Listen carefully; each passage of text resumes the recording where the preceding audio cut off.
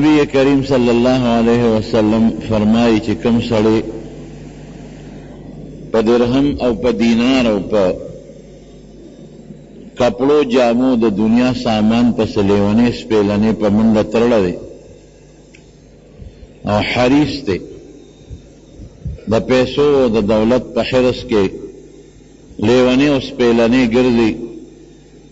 لعنه وي دا سړی دی د خدای په لعنت اخته شي، په دې سړي د الله لعنت نازل شي. واقعي کم سړی چې الله دله مال ورکړي، ډوډۍ ورکړي، کور یې ورکړي، رزق یې ورکړي، او دې په هغې کې حرص کوي، صبر نه کوي، د الله په دې ورکړه صبر نه کوي او نور هم ورپسې حرص کوي، نو دنیا هم غر کوي، په پریشانۍ کې پروتي، په منډو ترړو سري، دنیا کې آرام نه د شپې آرامي او نه د ورځې، او خیرت یې ځکه برباد دی چې زما خیره نه ده او ستا خیره نه ده، حضور پاک ورته خیره کړې ده او هغه خیره ورته کړې ده لعنت. دا ډېره خطرناکه خیره ده چې الله دې په خپل لعنت نازل کړي. نو حرص ډېر خطرناک شی دی. په دین کې ښه دی که یو سړي نیکي کوي او ته ورسره حرص کوې چې د هغه دغسې نیکي زه وکړم بلکې د هغې نه زیات وکړم، ښه شی دی. که یو سړی صدقه کوي او خیرات کوي او ته ورسره حرص کوې چې ورېږه زه له ده نه زیاته صدقه وکړم، زیات خیرات وکړم، نو لا ښه خبره ده، خو په دنیا کې به نه کوې. حضرت نوح علیه السلام چې کله کشتۍ ته وخته، 950 کاله قوم ته دعوت ورکړه او قوم ونه منه. 950 کاله ډېر شی دی، او قوم ورسره زیاتي کول، ظلمونه یې ورسره کول، تکلیفونه یې ورکول. نو چې کله کشتۍ ته الله ورته وویل چې کشتۍ جوړه کړه، کشتۍ جوړه کړله او بیا الله سیلاب راوست، بره نه اسمان راوورېد او د ځمکې اوبه راوخوټ کېدلې او خلق الله ټول هلاک کړل، تر دې حده پورې چې د نوح علیه السلام یو زوی هم پکې الله هلاک کړ، نافرمانو. کشتۍ ته مسلمانان وختل او د دې حیواناتو نه پکې یو جوړه وردن نه کړل، یو بوډا سپینګیری په کشتۍ کې ګرځېده. د نوح علیه السلام ملګرو چې ورته وکتل چې دا سپینګیری بابا دا خو مسلمان مونږ ته نه ښکاري، دا خو زمونږ د ډلې نه دی، زمونږ مسلمانان خو یا 12 کسان دي یا 2 کسان دي یا 3 کسان دي، خپل کسان پیژندل کېږي، دا څوک دی؟ نو هغې کلک راونیوه دا سپینګیری بابا او حضرت نوح علیه السلام ته ور مخامخ کړ. د الله رسوله دا خو مونږ ته زمونږ د ډلې مسلمان نه ښکاري، مونږ چې د دې په سترګو څه پورې نه دي لیدلی. دې کشتۍ ته رادننه شو، کشتۍ ته راوخته. نوح علیه السلام دې تپوس وکړه لکه ته څوک یې چې په کشتۍ کې ګرځې او کشتۍ ته رادننه شې بې تپوسه؟ کلک یې ونیوه، وی تا متعلق زه اوس معلومات کوم. نوح علیه السلام سره خو پیغمبر سره د الله رابطه او فرشته جبریل علیه السلام زی راځي، ستا اوس معلومات کوم چې ته څوک یې، که زمونږ څه دشمن او ځان بچ کې نو پرېږدم دې نه، دا دریاب ته دې غورځم. چې هغه پوه شو نو ورته یې وی زه خو راته ځان ښیمه، خو په یو شرط چې پرېږدې به مې. وی نه ځان ښایې شرطونه به وروستي، وی د شیطان ابلیس بدماش بچیه په کشتۍ کې راته مټې وی او نیغ په کشتۍ کې ګرځې، سترګې دې نه شرمېږي؟ ټول خلق خو ستا د لاسه غرق شو چې دا څومره قوم تباه شو، سیلاب راغی، دا خو ظالم ستا د برکته راغی، نو ته راغې بدماشي کې مونږ ته په کشتۍ کې ګرځې. اوس دې چاته پرېږدم، د لاس نه مې نیولې، اوس خو دې نه پرېږدم. هغه ورته وی ما پرېږده، یو 2 څیزونه درته ښیم چې بدله زما په نیولو کې دې څه خیر نشته، او هغه 2 څیزونو کې دې ډېر لوی خیر دی چې دې درته وښیم او ته ترې ځان وساتې. وی رښتیا وی یو وی وعده را سره وکوي، وعده ده زه ته را سره وعده وکوي، ښه در پرېږدم خو را 2 څیزونه راته وښایه. وی ښه داسې وکړه چې د خپل امت ته دې ووایه چې د 2 څیزونو نه ځان ساتي، یو ته حرص وی بل ته حسد وی. دا دو سیزونه تبع دي او دلیل څه دی وی ما 80,000 کاله د الله عبادت کړی 80,000 او دومره عبادت مې وکړه چې د هغې عبادت د برکت نه زه به اسمان کې اوسېدم د فرشتو سره یو شان به لګیوم خو چې حضرت آدم علیه السلام الله پیدا کو د خټې نه پیدا کو او زه د اور نه پیداوم او الله هغه جنت ته ولېږه نو زما پړه کې هغه سره حسد پیدا شو چې زه د اور نه پیدا یم او د خټې نه پیدا او فرشتو ته الله حکم کوي چې سجده ورته ولګوئ او جنت ته نیغ په نیغه داخل کو نو زما پړه کې د آدم علیه السلام سره حسد پیدا شو هغې حسد تباه و برباد کړم دا غي حسد دا وجه نه ما سجده ونه لګول الله حکم کو اسجدوا لآدم فسجدوا الا ابلیس ټولو سجده ولګوله او نه ماړه کې حسد او خټې نه جوړ دی دته به سجدې کو مسجود الملائکه دی جوړ اور نه پیدا رڼا والا شینه اور اوچت برخیږي خټه په ځمکه د پاسه خلک پیک دی مردارې په غورځي نو زماړه کې حسد پیدا شو وی هغې حسد زه غرق کړم شیطان یې رانه جوړ کړ هغې حسد زما 80,000 کاله عبادت په اوبو لو کړم هغې حسد زه د خدای دشمن کړم او بیا چې حضرت آدم علیه السلام کله جنت ته ورننوت الله د یو بوټي نه منع کړ الله فرمایي وإذ قلنا لآدم یا آدم اسکن انت وزوجک اے آدم تا او ستا بیبي به په دې جنت کې اوسېږي او چې کوم ځای م خوښی د هغې نه خوراک کوئ او هېڅ پکې پابندي م نشته چې څومره م خوښی هغه مره خورئ ولا تقربا هذه الشجرة فتکونا من الظالمین دې بوټي له به ګورې ګوتې نه وړئ نو د بوټي نه به یې ځان ساتو په جنت کې اوسېدل ابلیس وایي چې ما ورته ووې په یو طریقه مې ورته وسوسه ور واچوله هل ادلکما علی شیء یو اونه راته نه ښیم دې اونې نه تاسو ولې خدای منع کړې که دا اونه مو خوړه نو همیشه به په جنت کې او که دا اونه خوړه نو ګورې څه موده پسه مو باسي او قاسمهما قسمونه ورته وخوړ انی لکما لمن الناصحین چې ګورې زه ستاسو خیر خوایم نیک بخت زه ستاسو خیر خوایم نو ما ورته قسمونه وخوړل نو حضرت آدم علیه السلام خو په جنت کې قسم نو لیدلی چې په دروغه به ملا څوک د خدای نوم ویل هغه وی اوهو د خدای نوم دې واغش بس دویمه خبره مه کوه چې ته څه وایې ستا خبره منم که دې بوټي له دې ګوتې یوړې ټول عمر به جنت کې او که دې له دې ګوتې یونړې نو ګورې څه وخت هم الله وباسي څه وخت پس نو به چې دې قسم واورېده چې د خدای نوم یې ورته واغېسته او قسم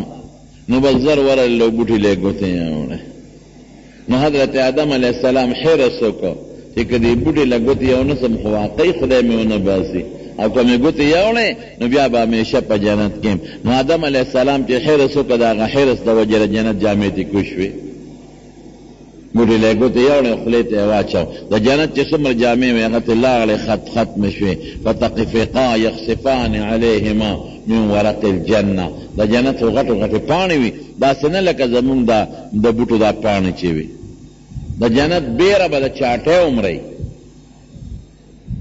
او پاڼې غټې غټې لکه د اتي د غوږ عمره غټې غټې پاڼې به او بعضې بوټو کې د هغې نه هم غټې غټې پاڼې او پاڼې یې راغېښتلې یو بل سره یې نږدې کولې تړلې او ځان نه یې تاولې چې عورت پرې پټ کړي الله وایي تاسو ما نه وې منې کړې چې دې بوټي له به ګوتې نه وړئ زه اوس دنیا ته ځې نو حضرت آدم علیه السلام او بیبي حوا دواړه یې راکوز کړل آدم علیه السلام په سریلنکا کې سرندیب په وتا غ زمانہ کې وي هلته راکوز شو او بیبي حوا په جده کې راکوز شو او دواړه بیا ګرځېدل او پس پسې الله ته به جړه فریاد کول او جړل به نو د عرفات په میدان کې خدای پاک یو بل سره یو ځای کړل نو ابلیس نوح علیه السلام ته وایي ما حسد وکړ نو تباه شم او آدم علیه السلام د جنت جون پسې حرص وکړ او اپانې له ګوتې هغه اونې له ګوتې یوړې نو خدای د جنت د دنیا ته راکوز کړ دا دوه خطرناکې بیمارۍ دي نوح علیه السلام بیا پرېښود چې زه د کښتۍ نه وځه بیختې وځه خو آدم یې راسره کړی و نو پرې مې ښودې نو حرص خطرناک شی دی زما وروڼو ګوره حرص په دولت پسې خدای مال درکه صبر کوه بس هغې کې ځان له لګیا اوسه ګټه کوه ګټه منه نه ده بچو له رزق ګټل منه نه دي، ښځې له روزي ګټل منه نه دي، ځان له کور جوړول په شریعت کې منه نه دي، صحابو جوړ کړي دي. او ځان لکه د موټر واغش دا منه نه دي. د صحابو زمانه کې اوښانو، هغوی سره اوښانو. دې زمانه کې موټرې دي، لارې دي، که ځان لاخلي نو تجارت منه نه دی. خو ځان به پسې نه لیونی کې، ځان لیونی کول خو پیژنې که نه چې شپه ورځ په دولت او په دنیا پسې منډه ده، او بس په یو طریقه را پیدا کول دي، که حرامه ده او که حلاله ده. حرام حلال ته نه ګورې خو را پیدا کول کې، او شپې ورځ ته نه ګورې خو را پیدا کول کې، او خدای ته نه ګورې چې خدای رانه یېرېږي او خدای پې خفه کېږي، او مونځ رانه پاتې کېږي، که مونځ هم پاتې شي پروا نشته، او که مونځ مې په یو 2 منټه کې وکړو ځان مې ته زرم خلاص که پروا نشته، خو چې ګاک رانه لاړ نه شي. پیسه مې ډېره کړه، که حرامه مې وګټله خیر دی، که خدای خفه شو پروا نشته، خو چې زما مال او دولت ډېر شي او زما ډېرې بنګلې جوړې شي. دې ته حرص وایي. دا ډېر خطرناکه بیماري نه د دنیا دا حرص. سترګې به دې هر وخت اوږي. د حریص انسان زړه موړ نه، جیب یې موړي، بینک یې موړي. بینک خو پردی دی، ستا پیسه پرته ده نو ستا پیسه. پیسه خو هغه ده چې ته وخورې، دولت هغه ده چې ستا ښځې وخوري، دولت او پیسه هغه ده چې ستا مور وخوري، ستا بچي وخوري. نو بینک کې پرته ده کروڑونه روپۍ، او ته ترې مړ شوې، نو څه پیدا شوه ستا په بینک کې؟ خو د دنیا د خلکو پیسې پرتې دي. د دنیا سره در دي او دغه د بکسونه دې ډک دي، نو چې مړ شو څه پیدا ده؟ د دیوال خښت هم دنه پاتې شو، سرو زرو خښت هم دنه کالي پاتې شو، نو پیدا ستا څه وکړله؟ ځه دې خښته کې چې دا په دیوال کې لګېدلې ده، او ستا نه چې کوم سره زر پاتې شو په دغه کې په بکس کې، د دواړو څه پیدا ده؟ تا ته څه پیدا واغېسته؟ بینک کې چې د کوم کروڑونه روپۍ پرتې دي، نو زوی ته پاتې شوې، نسي ته پاتې شوې، تاسو ته څه فایده واغېسته؟ سترګې هر وخت اوږي، سترګې او ډوډۍ ته او پردي مال ته سترګې خړې نیولي. یو سړی جومات ته را دننه شو، چې ویې کتل د جومات په 3 ګوټونو کې 3 کسان ولاړ، یو هغې ګوټ کې ولاړ دی، یو دلته ولاړ، او یو دی بل ګوټ کې ولاړ دی، او د الله عبادت کوي. دې چې راغې ده وکتل، نو دیم یو ګوټ کې ودرېده. یو ښځه راله، خشته ښکلې جینۍ ده، او هغې سره لاس کې یو غټ تال دی، د اعلی غوښو او د هډوکو او د مزیدار پولو مولو سامان خوانچه ده ورسره کېښوده، او دې جینۍ سره لوټه ده، او دا چیلمچي لاس وینځونکې دی ورسره. نو دا جینۍ راله، هغه یو بابا ته خوا کې ودرېده، او هغه ته وایي لاس ووینځې، اوبه درته اچوم. هغه لاس وینځونکې او لوټه یې ورته ونیوله، هغه ورته وایي اخوشه رزیلې. دا ورته بیا مینت کوي، مینت کوي، هغه ته مخړی مینت کوي، مینت کوي، اخر کې سړی راضي کړ، لاس یې ووینځل. دا جینۍ ته هغه لاس وینځونکې او لوټه بل طرف ته کړه، او هغه د خوراک د غوښو او د پولونو هغه ډکه خوانچه یې ورته مخې ته کېښوده. هغه لګیا د خوراک هغې سړي بابا اول خو انکار کو، نه خورم نه خورم نه خورم، خو دې ښځې مجبور کړه دې جینۍ چې هغه خوراک کوي، ډوډۍ خوري او غوښې خوري، نو چې هډوکي نه غوښه خوري نو هغه هډوکي راوالي، او دا جینۍ پې په دا مخ ولي، او دا جینۍ په هغې کې مطمئنه زاري کوي چې خیر دی خیر دی، که ما په هډوکې لیلی خو خوره، دا شی وخوره. یو کاسه ور مخکې کوي، بله مخکې کوي، هغه چې هډوکې تش کي نو چې شړق شي نو د دې جینۍ دا مخ پیولي، چې بل هډوکې تش کي نو چې شړق شي د جینۍ دا مخ پیولي، او جینۍ په هغې کې هم نه خفه کېږي، هغه سړی رضا کوي، موړې کي. چې موړې کي دا جینۍ راشي، د دویم لا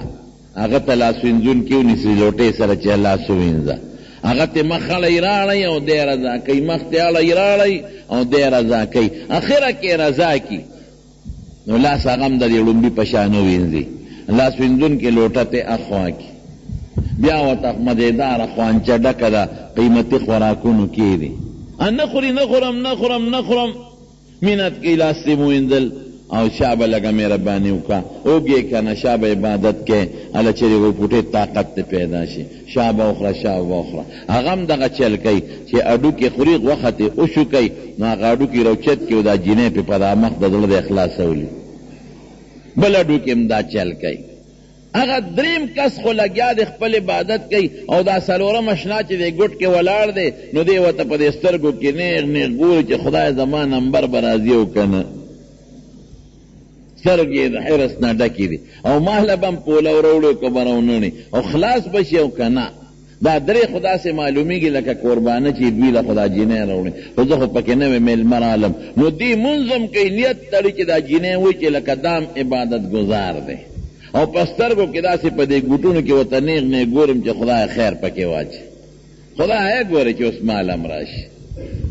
چې دا جینۍ هغه دویمه مړ کړه درېم له راغی اوس دا څلورم اشنا ورته بیا داسې سترګو په ګوټ ګوټ کې ګور ځان هم ښکاره کوي ریاکاري کوي چې عبادت کوم چې دا جینۍ و چې دا قوم عبادت ګزار دی شی راله راوړ او په سترګو کې ګورم چې خدای خلاص نه شي غوښه خلاصه نه شي هسې نه چې دا خوانچه یو چې زما په کیسه و نه شي لکه سوچ کوي چې دا خوراک به څنګه وخورم همقه چلو که درې مې مرضا که نه کوم لاس نینځم لرې شروع کشه او دا ورته منت کوي اخر کې لاسونه پې ووینځل لوښې ته یې خوا کړل اخوانچی راواغېسته او درېم ته یې ور مخکې کړه همغه چل کوي چې خوراک خوري غوښه خوري نو پاډو کې دا جینۍ په دا مخ ولي په بل یې مولي په بل چې هغه یې موړ کړه نو ده خو ورته د مخکې نه شیشه غشتی نیغ نیغ یې کتل نو جینۍ راله دله چې راله لوښې ورته ووینې لاسونه ووینځه نو دا یاره لکې سوچ کوي که ست کوم هسې نه لاړه نه شي که ست کوم لاړه نه شي لاسونه ووینځه به ده ورته له مخکې نه لستوړې نغښتي وو لاسې ووینځل هغه سوینځونکي ته یوړه هغه کاسه ډوډۍ وله راوړه وی وخوره دی وی خدایه که ویم د هغه نورو په شان ویم چې نه خورم رانې چې ته یو نسي شورو یې پې وکړه چې شورو یې پې وکړه او غوښه یې د هډوکي نه خلاصه کړه نو هغه هډوکي یې راواغېسته هغه دا خیال و چې ګنې د دې خلکو رواج بدی چې څوک دله ډوډۍ راوړي نو په هډوکي به هغه کوربه ولي ځکه هغه لومبي هم دا چل وکړه دویم هم وکړل دریم هم دا چل وکړه دا به د دې کلي رواج یې نو چې غوښه یې خوړه هډوکي راواغېست او دا جینۍ پې په دا مخ وویشته چې وی ویشته جینۍ ته لوښې را دې خوا کړه او ورغرې وال د دې مرۍ نه یې کلک ونیو اوس ته هغه داسې کړي خبیث بچیه خورې نو وخوره ډکېږې نو ډک شه نه ډکېږې مه ډکېږه په هډوکي دې ولې ویشتم ما دل ډوډۍ راوړه او ته ما په هډوکي ولې او ته یې خورې خو هغه لومبي هم دغه چل وکړو دویم هم هغه چل وکړو دریم هم هغه چل وکړو نو ما وی دا د دې علاقې رواج دی نو ما هم دا چل وکړو وی بیخ دې وځه ما پېژنې وی نه وی زه دنیا یم زه دنیا یم دا درې واړه ما نه خفه شوي دي رضا کوم نه رضا کېږي منت ورته کوم په کاڼي تا خو هډوکي یادې چې په کاڼي اوسپنه مې ولي بیا یې وله راوړم ما نه خفه دي زه یې رضا کوم او سپېره بچیه چې راننوتم شیشکې دی اغېښتې ومه سترګو کې دی ما هغه وجي او پولو ته دې سترګې نیغې کړې وې تا خو ورته نه مخکې نه په حرص کې یې ته به ما ته منت کې در کوم به هغې ته زه منت کوم نه خوري که دویم غزار دی وکړه چې د سپېمو نه دې راونیسم په دا ځمکه دې راوغورځوم دغه دنیا اوخه دقه د حیرسناک سړي ډوډۍ خدای پاک چې انسان له کومه مقرر کړې ده مکتبه یې نبی کریم صلی الله علیه وسلم فرمایي چې تا له خدای کومه ډوډۍ او کوم رزق مقرر کړی حقه دې هغې کې زیاتې به نه کېږي حرص به نه کې ګټه کوه حلاله ګټه کوه د مانځه وخت چې جومات ته ځه نفلم کوه ګاک دیني تسبیح مړوه زمیندارۍ کې او بخور ټیم دیني پوله باندې کښېنه قرآن تلاوت شروع کړه سوره اخلاص وایه فصل نه فارغ شو جومات ته وخېجه تاجر دی ګاک نشته قرآن تلاوت شروع کړه نیغ سنی سوره اخلاص شروع کړه دکان کې دفتر کې کار کې بابوی سیکرټري مانځه وخت شي فوراً جومات ته ځه او مانځه وخت نی او کار دیني لږ تسبیح واړه او خدای یاد کا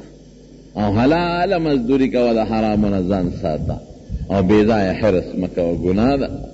کم شی خدای مقرر کړی دی یو سړی جومات ته راننوت ناوخته شپه وه امام صاحب په جومات کې ملاستو دې چراغ دروازې وواله امام صاحب خیال و چې ته تعویز معویز ده به څوک راغلي ورکه دروازه به ورته کلو کله 100 روپۍ خو به دې والو چې دروازه کلو کو دا سړی ولاړ دی نیغ را دن نشو امام صاحب ورته څنګه راغلی وی صاحب شپه ده مسافر یم او میلمه ما او بعدو بارانو نو ما وی راشئ د جومات کې به شپه وکړې. امام صاحب خو پوه شو چې دا خو تش ګاک دی، ده سره خو څه نشته. ای تا خدای بې خو باسه خوب نه دی وویسته، تا خدای مردار کا سمله دغه ځای کې دی غریب هغه غاړې ته سملاسته. ملا صاحب دغه امام صاحب له چا څه خوراک مراک راوړی و، هغه راواغېشت دی میلمه ته کې خو راشه سپېره خوب به دې وویستو که لږ خوراک را سره کې را سره وکړه. میلمه ورته څه وایي او دوی زه خو دا نه خورم. وی ته څه خورې؟ وی زه خو چرګ پولاو خورم. بشیر جانو زه خو چرګ پولاو خورم. که چرګ پولاو د سره او راکې راله خو ډېره ښه ده، او که چرګ پولاو نه خورم. امام صاحب ورته غوسه چې تا خدای بې خو باسه خوب نه دې ویستم ډوډۍ در کوم، دا د پلار ما سره مزدوري که چرګ پولاو دله راوړه قرض دې را باندې پورې دی څه دې کړي چرګ پولاو ما نه غواړم. وی استاد جي خفه کېږم خو که چرګ پولاو یې خورم که نه خورم. استاد جي هغه ډوډۍ خوړه او دې همداسې پرېښود کور ته لاړ. چې کور ته لاړه اوس لږ ساعت پس په دې محله کې یو زنانه و زوی چې تروک شوی و، منښت یې کړی. وی خدایه که زما زوی دې را پیدا که نو زه به چرګ او پولاو پخوم او د خدای په نوم به خیراتې ورکوم. اتفاق ته ګوره په دغه شپې هغه زوی راغی چې راغی منښت یې کړې وه، بس پولاو یې پوخ کړ، چرګ یې په مزېدار برابر کړه او جومات استاد دې په منډه یوړ. استاد جي دا چرګ پولاو زوی مې ناوخته راغی، مې چې منښته پوره کوم نو لږ ټیم رانه تېر شو، ځکه اور بلول او پخلي باندې ټیم تېر شو، د شپې څه تېره شوه. و مې چې سبا ته د خدای دا قرض دا نظر نه پرېږدم منښته دا وال. چې امام صاحب وکتلو ولکه واقعي دا چرګ پولاو خو هغه بابا غوښته دا خو نه په منډه جومات ته راغې دروازې واله سړي ته ورته ویې ها واله دا ماله نه دی راغلی، ما خپله حصه ډوډۍ خوړلې ده، تا چرګ پولاو غوښته خدای دله را رسول یې چا به خوره. الله چې دله څه مقرر کړي که نه ان لکه ما قدر لک، چې کوم شی دله د خدای را طرف نه مقرري خامخا به یې درکړي. دا به په الله ایمان ساتي. دال دې مقرر و دال به خوري، چرګ دې مقرر و چرګ به خوري، او که چرګان هم د سره شته او غوښې هم د سره شته او پولونه هم د سره شته او خدای دله نی مقرر کړي نو ډاکټر به راته وایي د دې نه دې پرهیز دې مې خوره. بیا به څه کې؟ دا به نه وایي چې ما سره خو پیسې شته که نه، زه خو هر وخت تکې خوړلی شم، زه خو هر وخت میوې خوړلی شم، زه خو هر وخت خوراکونه کولی شم. نه ډاکټر وایي یو میاشت له پرهیز دې نه به خورې، او که دې خوړی ګوره زیاتي کېږي نو څه به کې اوس کوم شی ستا دپاره مقرر دی به دله خامخا را رسېږي. فإن لک ما قدر لک، چې کم دله د خدای را طرف نه مقدر دی لازما او خامخا به راځي. په دې کې دویمه خبره نشته. یو شیخ کردي دی احمد یې نوم دی،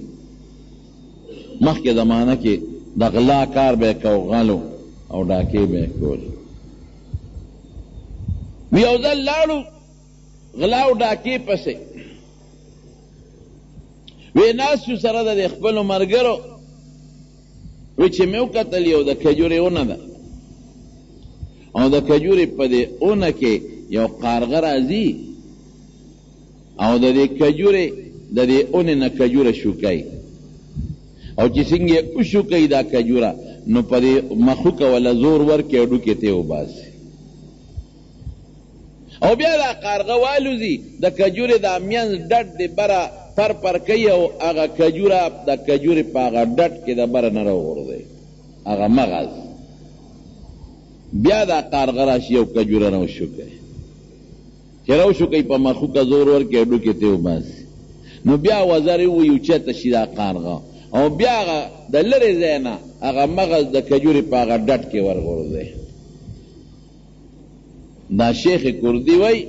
وی ما دې ملګرو ته وی چې داسې معلومیږي لکه د کجورې په دې ډډ کې چې د دې کارغه بچي دي، او ګوره دا کارغه ولا څونه خواري کوي، کجوره ولا وشوکوي او ډوکې ته یې وباسي او بیا د بره نه یې ورغورځوي. خو شکم دا راغی چې د بچو سره دا کارغه یو ځای کېږي، ولې نه چې د لرې ځای نه دا مغز ورغورځوي. آیت الحیوان کې علامه دمیری لیکلی دی د قارغه متعلق، وی دا قارغه چې کله د اګونه بچی راوځي دا تک سپینې دا قارغه ته ویریږي دې ته وتښتي هغه بچو نه ویریږي دې ته وتښتي نو الله څه چلو کې په د ویښته میختني په دې بچی نو په د باندې دا حشرات او دا ماشي راغون شي چې پې راغون شي دې ته پوره ډکي نو دې خوله وازوي او هغه ماشي خوري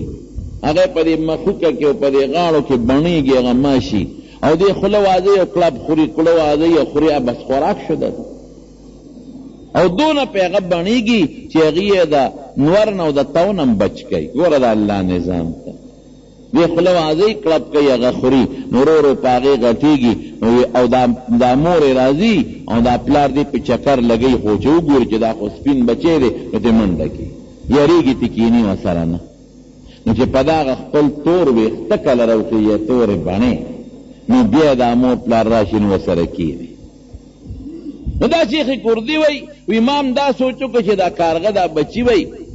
او دا به هغه د اګۍ نه لومبې راوتي خو د اګۍ نه چې راوځي نو اخو لا کجورې نه شي خوړی دا کجوره څنګه ورغورځي وی شکم پیدا شو وی کجورې ته وخت وی چې وختو کجورې ته نو د کجورې په ډډ کې یو اجدها خامار پروت دی غټ خامار او په دواړو سترګو ړوند دی ړوند او خولې وازه کړې ده دا قارغه هغه کجورې دې خامار له شو کوي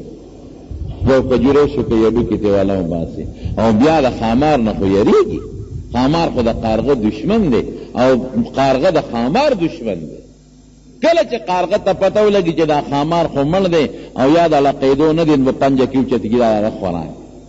او چې کله خامار ته پته ولګي چې دا قارغه مې د خولې داندې راځي نو هغه پې ټک لګوي او خوري د یو بل دشمنان یا خدایه دشمن له د دشمن په خولې روزي ورکې او څونه ورسره خواري کوي هډوکي نه تې ولا وباسي مغز تیار کی لکه د الوا په شان کجورې نه چې د مغز اوس خو الوا ته جوړه شول او بیا بره پروي یریږي م ته او په دې خوله کې یې ولا ورغورځوي الله هغه ذات دی چې دشمن له د دشمن په ذریعه روزي ورکوي او په کومه طریقه روزي ورکوي ان الله هو الرزاق ذو القوة المتين الله وایي روزي ورکوونکی او د ډېر لوی طاقت خاوند دی ډېر مضبوط دی زه روزي ورکوونکی روزي د الله په خوښه دشمن له د دشمن وی بس ملګرو ته مې وایي چې موږ هسې منډې وو په غلاګانو ډاکو پسې مار له خدای ورکوي د ونې په سر کې د قارغه په ذریعه موږ له بیا خدای نه راکوي بس توبه مو ویستله خدای پاک سے یو ډېر لوی عالم او ډېر لوی بزرګ د زمانې جوړ کړه او چې څومره غله ډاکوان ملګري وو د هغوی نه ولا خدای شاګردان او مریدان جوړ کړل نو روزي د خدای په لاس کې زما چې خدای د له څه مقرر کړي دی بی حرص به نه کړي مونږ هغه یو ځل د سکول کتاب کې چې تا څلورم جومات کې که پنځم جومات په کتاب کې واقع و سپي غوښه نیولې ده او په دریاب روان دی خوله کې هډوکي دی د غوښې چې لاندې وکتل خپل شکل ورته ښکاره شو په اوبو کې هغه خپل شکل چې ویلن هغه خو د غوښه خوله کې نیولې وه نو چې د کوم شکل دی نو هغه خوله کې غوښه ده زه سوچ وکړو چې دا جوړ بل سپی دی ودرېږه دا غوښه ته اخلمه نو غپې ورپسې وکړه خو رده شکل و چې غپې وکړه هغه هډوکې ته د خولې نه وغورځېد هم تې لاړه وه هغه بلې منمو حرص چې څومره کې الحریص محروم به چې څومره په چا کې حرص زیاتي د خپل پلار نیکه مال او ډوډۍ ته هم بیاړه نه کېږي پخوا داسې حارسان به ډېر وو هغوی به چې سپلی جوړې کړې نو دا چل به وکړه چې یو سپلی به یې په خپو کړه او بله خپه به یې ځان له تړلې وه چې که دواړه په خپو کوم خو دا سپلی به راته دغه شي زړې به شي نه یو خپه به یې په ټوپله تړلې وه او سپلی به یې لاس کې نیولې وه په لاس کې به یې ګرځوله چا به ورته وي دا سپلی ولې نه په خپو کې وي خپه مې خوږده ده قسته به وي نو چې پنځه شپږ کاله به هغه یو سپلی په خپه وګرځوله به زړه شوه نو بیا به یې هغه بله واچوله او هغه لومبۍ خپه بیا وتړله چا به وي دا ولې وي دا خپه مې خوږ ده نو په یو جوړه سپلی به یې 12 کاله تېر کړل بیخ دې خدای د دغه پیسو بسي ډوډۍ هغه ده چې ته وخورې او چې ته وخورې هغه ډوډۍ نه ده چې ته ته فایده والی، ستا بچي ته فایده والی، ستا ښځه ته فایده والی، ښکلې واچې وی غوندې او په ښکلې کوټه کې سملې او خشته بستره کې وده شې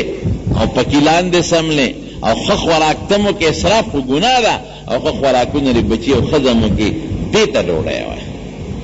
هر هیڅ سړي خپلې ډوډۍ تړه نه کېږي، شومې شم کنجوسي کنجوس شوم هغې ته وایي چې خپله بل ته نه لکېږي خو په خپله خوري، او کنجوس دې ته وایي چې نه ځان تړه کېږي او نه بل تړه کېږي. نو دا هر هیڅ سړی کنجوسي کنجوس، نه ډوډۍ ځان تړه کېږي او نه بل تړه کېږي، نه خوراک ځان تړه کېږي او نه بل تړه کېږي، همدقسې پاتې شي. د ایوب خان په زمانه کې اعلان شوی که ستاسو یادي چې د بټو دور وکړه، د ایوب خان وی دا پیسې بدلې کې بل شان نوټونو وی دا راوړی بینک کې بدلې کې. هغه زمانه کې یو سړي سره په لکونو روپۍ وې، په لکونو. بچو ورته بابا چې دا بینک ته یو څو چې بدلې کړو، وی دا حکومت په چل ول موږ نه دا پیسې اخلي. بیا ورته بچي کېناستل، جرګه چې د خدای خاطر وکړه دا پیسې بدلې کړه، ګورې پلان کې تاریخ نه پس دا پیسې ردي کېږي. بیا پکې ګورې کجوري خرڅې، بیا حکومت نالي وی تاسو نه پیږئ زمانه پیسې الوزوئ، د حکومت په چل ول د خلکو نه پیسې غونډئ. تاریخ ختم شو، میاشو پسې وړېده. بیا به چې پیسو ته دکاندار تاجت شو، نوټ به یې وړ، هغې ورته کاکا دا چې ته په اخبار والا خرڅوه، لکونه روپۍ لاړې بربادې شو. حیرس خطرناک شی. ما یو دل یو رساله کې کتل، په امریکا کې یو ښځه وه، سوال به په لندن کې ریشه یو ښځه وه، سوال به کو سوالګرې وه، نو په پټپات باندې غریبه مړه شوه. دې پټپات به شپې ورځې تورولې او کمبل به ورسره په کمبل کې به وده کېده، زوړ کند ورسره شلېدلې کمبل او زوړ کند په هغې کې به وده کېده. نو سی به هغې کې هغه مړه شو. نو چې مړه شوه نو حکومت اوچته کړه هسپتال ته یې یوړه. نو هلته حکومت تحقیق کوي چې دا د څه د وجې نه مړه شوه، چا وجلې نه، زهر یې نه خوړلی، چا نقصان نه کړی. نو چې حکومت تحقیق وکړه نو د لوږې د لاسه غریبه مړه وه، وایي چې دا د لوږې نه مړه ده. او چې ولې کاغذونه وکتل نو په هغه کن کې ورسره 4.5 پونډه راوخاتل. پونډ ډېر قیمتي سکه ده، زما په خیال چې د برطانیې پونډ د پاکستان به نن سبا د 200 دی که 300 روپو برابري یا د 100 ما ته پته نشته، دونه مضبوطه سکه ده. نو په 2.5 پونډ ورسره پراتو او د لوږې د لاسه مرداره مړه شوه. نو په پونډونو یې څه د برطانیې دغه ته پاتې شو، خزانې ته پاتې شو، د هغې پسې دقه رنګې حیرسناک سړي نه مال بچو ته پاتې شي، نوسو ته پاتې شي، کلوسو ته پاتې شي. قسم دې کوه پسې دوام کوي چې خدای هغه بابا مو بغي، هغه د خلکو د شرم د لاسه مقبرې ته له 20 روپۍ چېته کلک صابون او یو زاړه جانمازونه یو څه وي، دا د خلکو د شرم د لاسه. او چې د شب جمعه ورپسې وکړي او دیګ ورپسې پوخ کړي، د سخه وروجو بې غوښې او د تختې هغه حلوا ورپسې پخه کړي چې ماشومان یې هم نه خوري. او چې د 40 ورپسې وکړي، هغه هم د زړې سخه وروجې پخې کړي، او به چې خلک وایي چې بابا پسې خیرات وکړه، باقي خیر او خلاص. ما په خپل یو سړي ته د پلار متعلق وصیت وکړ، وی ځان پسې به کول خیراتونه کړ، مال وسره زمونږ څه کار دی؟ وی دا خو د هغه نه دي، وی دا خو زمونږ دي. نو همدقسې د پلار خو نو حرص خطرناک شی دی، ګوره مضموم شی دی، او روزي د خدای په لاس کې ده. خدای پاک چې دله کوم شی مقرر کړی دی هغې نه دویمه بلکل نشته. حضرت یونس علیه السلام چې خدای پاک د کب د ګېډې د راوویسته او کب ته الله حکم وکړ چې دې الټی که، او د دریاب په غاړه باندې کب الټی که. نو خدای ولې د روزه انتظام کړی که نو کړی؟ چیلی به راتله، اوسی به راتله، او هغې به هغه خپل تی یونس علیه السلام خولې ته وردن نه که، نو هغه به روه او ګزارې پې کېدله. بنده چې خدای پیدا کی د رزق بندوبست یې د ده د هغه قرنې که د پیدا کېدو نه مخکې موله کړي. دی خو څه کېره د پلارم نی پیدا، نکیم نی پیدا، قرنې کیم نی پیدا، حضرت آدم علیه السلام هم نو پیدا چې خدای دا بندوبست کړی. مخکې نه والا خدای بندوبست کړي. چې دله به زه روزي ورکوم، دله به زه ډوډۍ ورکوم، دې به دومره زه په دې دنیا کې ګرځوم، دله به کوټه ورکوم، دله به دا ورکوم، دله به دا ورکوم. د انتظامات رب العالمین د مخکې نه کړي. خو مونږ د خدای دا بعضې خلک ویې لکه بیا خو کار قسب نه، کار قسب به کې. دنیا د اسبابو ځای دی، لاس پې خدای پاک در کړي دی بلقې، په هغې به خپل کسب کې، په هغې به خپل کاروبار کې، په هغې به خپل محنت کې. نبی کریم صلی اللہ علیہ وسلم یو صحابی حضرت سعد ابن معاذ رضی اللہ تعالی عنہ، دا مدینه منوره کې دوه قوم یو تبع اوس و بل تبع خزرج وي. دا د اوس قبیله سردارو سعد ابن معاذ رضی الله عنه. نو د مدینه خلکو به زمینداری کوله، پټي به کرل او باغونو کې به خدمت کو. نو یو ځل دی نبی علیہ السلام له په مخه ورغی، هلکه ولې دا شی کار نه کوي؟ تارونه وسوځېدل، بجلی پی زیاده شوه. ها زمون به اختصار نه کار وال ګرمي ده. نو نبی علیہ السلام له په مخه ورغی، چې په مخه ورغی حضور پاک سره ستړي مشي وکړل. چې دا څوک په پټو کې کار کوي د هغې د الله سختي کلکې، دلته اکثر غوټې لاسونو کې غوټې وي. نو نبی علیہ السلام ورته وی سعد وی دا لاسونه دې کلک نه دي، غوټې پکې نه دي. هغه وی دا الله رسوله په دې بچو له ډوډۍ پیدا کوم، کودا نه پیوام او چاری پې راکاږم، پټو کې په خدمت کوم. قسم دی نبی علیہ السلام مبارک دا هغه دواړه لاسونه راوچت کړل او ښکلې کړل، والا حضور پاک ښکل کړل. او سی وی سعد دا لاسونه به د جنت ته ځي.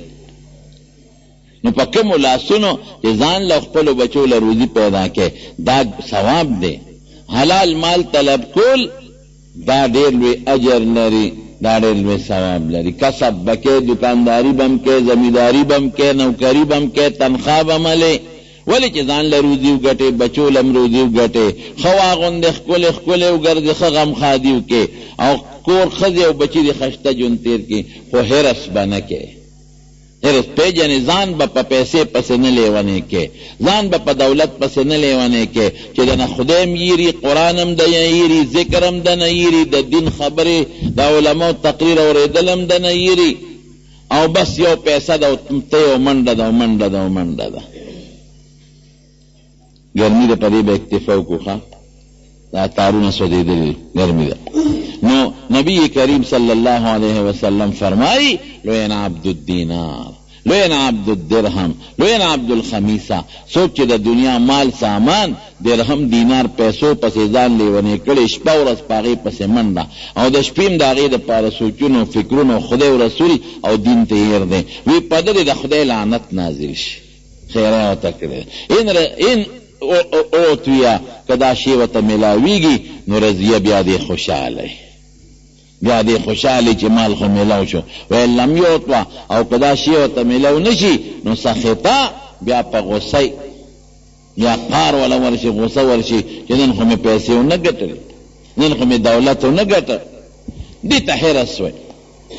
دا ډېر خطرناک مرض دی په دنیا کې هم په آخرت کې هم.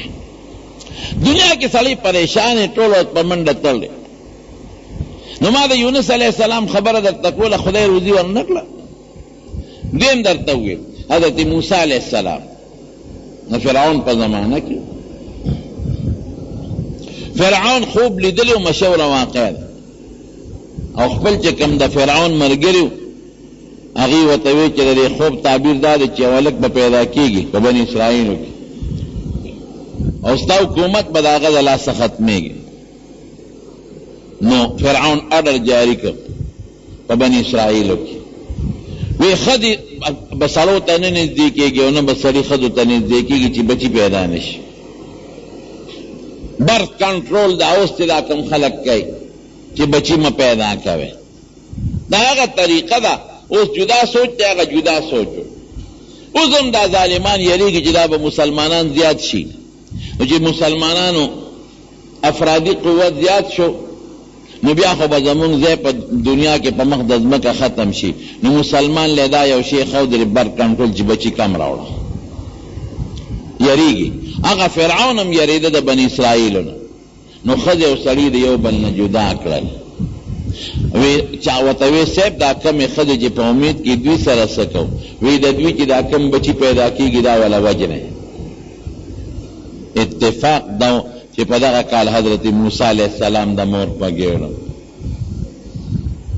د پیدا کېدو نه مخکې ورته رب العالمین مور ته القا وکړه په یو طریقې پوه کړه ووحینا الی ام موسی چې کله دا بچی دې پیدا شي نو دې په یو صندوق کې بند کا او صندوق بیا دریاب ته وغورځوه. دریاب به داسې ځای ته ورسوي چې د کوم دشمن دی هلته به رسېږي او هلته به یې حفاظت کوو. چې کله پیدا شو په صندوق کې بند کړ او صندوق کې عقل خدا وی چې صندوق کې ماشوم بند کې او دا صندوق چې اوبو ته غورځوم چې ورته اوبه راونه خېږي نو هغې کې ماشوم جمدې کم ځای پاتې کېدی شي. اکسیجن بند، هوا بند، خدا الله حکم و صندوق کې بند کړ او صندوق یې راواغېسته هغې دریاب ته ورغورځو. مور یې د بیا مړه نه صبرېده. نو لور ته یې وې د موسی علیه السلام خور ته وایي په دې غاړه ورسره ځه ته ګوره چې دې کم خوا ځي. الله ورته ویلي و چې فلیاخذ عدو د ده ستا دشمن به و چې زما او د ده دشمن به ده اوچتی خو بیا مړه صبر ونه کړي ټینګ نه شو. دا خور یې ورپسې تله تله تله صندوق روانو د فرعون د محل خوا کې دریاب یو ولد هغه محل ته د دې غټ دریاب نه تللی وه. فرشتو صندوق له دیکه ورکول هغه ولې طرف ته هغه ولې ته یو څانګه د اونې راښکته شوې وه هغې دیکه ورکوله څانګې سره صندوق اونښتی ده. د فرعون وینځې وې هغې د نیر پکې لمبل چې صندوق یې وکته صندوق کې دننه ورته رڼا غوندې ښکاره شوه. دا رڼا پکې څه کوي؟ دا د موسی علیه السلام د نبوت رڼا مخکې نه الله پکې اثار یې ښودي. صندوق یې راوچت که دروند دی خدای داسې دی په منډه یې یوړه د فرعون ښځې بیبي آسیې له وی دا صندوق همون ته دروند دی دننه پکې څه شی داسې چمکېدل پکې راځي چې هغې صندوق کولو که موسی علیه السلام پکې پروت دی. قرآن شریف کې الله تعالی فرمایي چې دا بیبي آسیې په زړه کې ورسره خدای مینه پیدا کړه. ماشوم یې راوچت کړه چې راوچت یې که فرعون ته پته ولګېده راغې بیبي آسیې ورته وایي دا ماشوم مې په دې زما او ستا بچی نشته د دې بچی نو دا ماشوم مې مینده که دا مې ومونته دا به زما او ستا بچی شي قرة عین لی ولک زما او ستا د سترګو یخوالی به شي.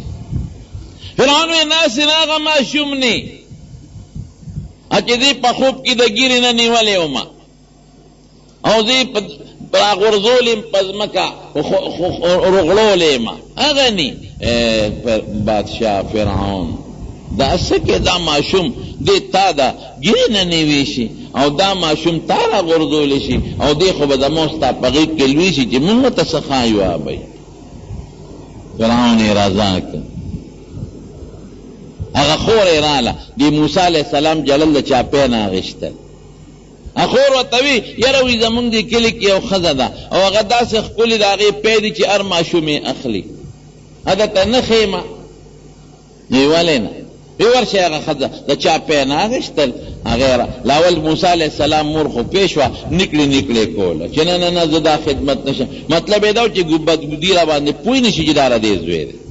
نه که نه فرعون اډر دی خامخا به چې راغې خو چې موسی علیه السلام یې سینګ سینې ته واچو خپله مور یې ورپی وسکل خپل مور ته الله واپس کړ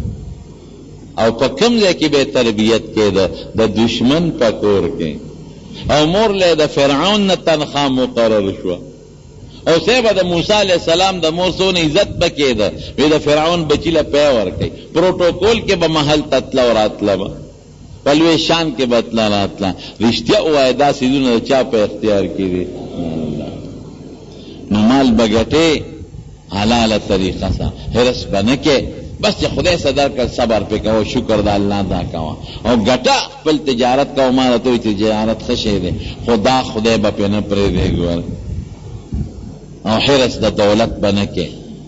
باقي چې خدای دله څه مقرر کړي دي ومه به رب العالمین زموږ د حرص نه وساتي. الله تعالی دې د دواړو جهانو خیر نصیب کړي.